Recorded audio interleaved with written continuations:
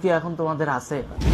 মোটেও নাই। কারণ সেনাবাহিনী কথা শুনতেছে না। সেনাবাহিনী কথা শুনতেছে না বলেই ইউনূস পুলিশের দ্বারস্থ হয়েছে। তিনি এখন এসে পুলিশদেরকে বলতেছে কি, পুলিশ মানে বুঝি আমি আইন শৃঙ্খলা, দুইটা শব্দ।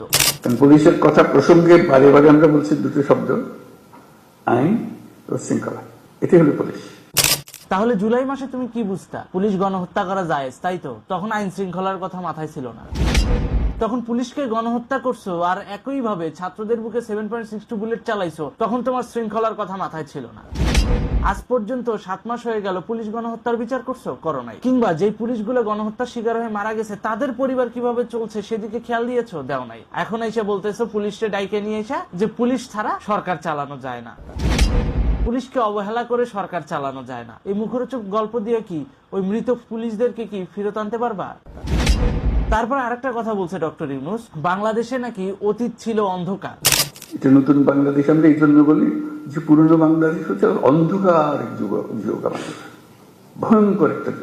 বর্তমানে নাকি একেবারে আলোর মতো ফকফকা। তাহলে বর্তমানের আইন শৃঙ্খলা যদি আলোর মতো ফকফকা হয়, তাহলে দেশে এত ধর্ষণ, এত ছিনতাই, এত চাঁদাবাজি, এত অপরাধ হয় কিভাবে?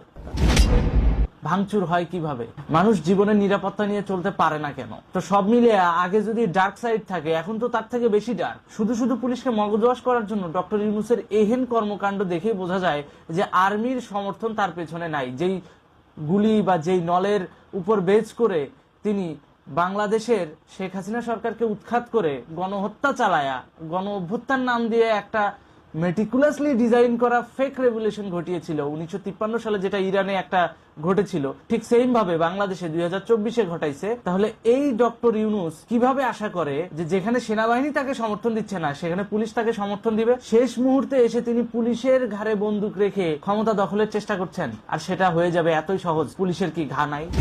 পুলিশের গায়ে ঘাটা জল করতেছে, সেটা হচ্ছে পুলিশ গণহত্যা। পুলিশের যে রেপুটেশন ছিল 5 তারিখের পর, পুলিশের রেপুটেশন নষ্ট করে দেওয়া হয়েছে। সন্ত্রাসীদের ভয় ভেঙে দিয়ে পুলিশদেরকে বানানো হয়েছে দারোয়ান।